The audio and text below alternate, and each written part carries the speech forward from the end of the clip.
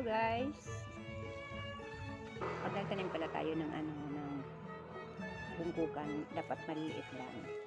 Tapos na siya. Kakaroon na siya ng laman. Maliit lang dapat. Huwag daw tayong tatanim ng ganito. Sobrang malaki. Kasi humahaba lang siya guys. Humahaba lang. Tapos hindi naman magpapakinabangan kasi hindi masarap. Hindi makain. Sa Bicol, matari, magkatulpa. Yan. Pero pag maliit lang, nagkaroon na siya ng laman. Oh, guys.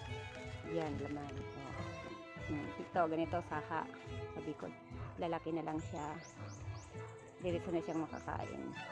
Pag 6 to 7 months, pwede na siyang kunin. Kaya ito guys. Hello.